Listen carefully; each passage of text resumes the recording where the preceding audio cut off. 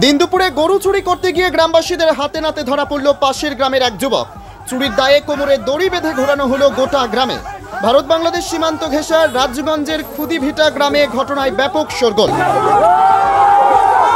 দীর্ঘদিন ধরে এই এলাকায় গরু চুরি হচ্ছিল বলে অভিযোগ গ্রামবাসীদের। সোমবার বিকেলে ছেলেটিকে গরু চুরি করতে দেখে তাকে হাতে নাতে পাকড়াও করে বেধড়ক পেটালেন গ্রামবাসীরা। খবর পেয়ে এলাকায় ছুটে যায় বিশাল পুলিশ বাহিনী। গ্রামবাসীদের অভিযোগ, তাদের গ্রামে দুদিন পর পর গরু চুরি হচ্ছিল।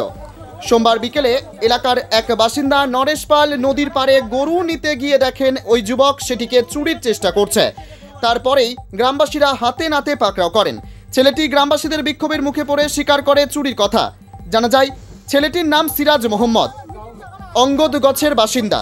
প্রায়শই গ্রামে গ্রামে গরু চুরির চেষ্টা চালায় বলে অভিযোগ।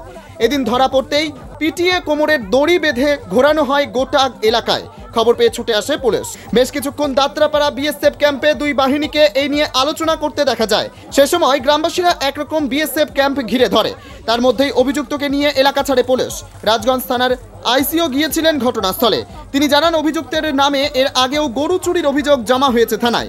এদিনের বিষয়টি নিয়ে তদন্ত করে দেখা হচ্ছে পুরো ব্যাপারটি।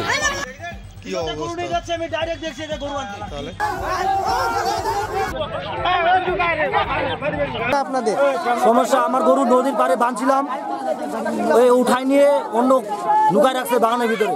আপনি দেখছেন? আমি ডাইরেক্ট দেখছি ওকে হাতে নাতে, আমি ডাইরেক্ট ধরছি ওকে। তারপরে আমি ডাইরেক্ট দেখছি যে লুকায় আছে। লুকায় থাকার পরে আমি একে হাতে নাতে ধরছি গোরটাকে।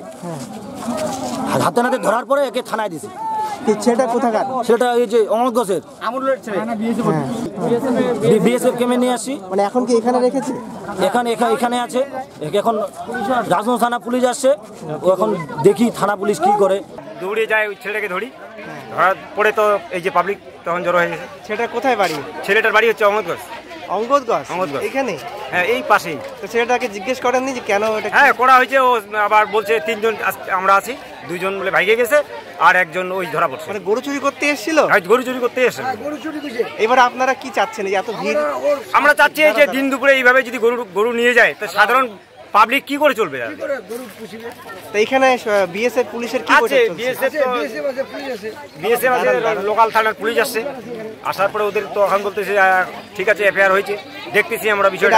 আরএনএফ নিউজ রাজগঞ্জ আমাদের ফেসবুক পেজটিতে লাইক দিয়ে সঙ্গে থাকুন। খবর বা ছবি পাঠান আমাদের হোয়াটসঅ্যাপ নাম্বার 8250955518 এ।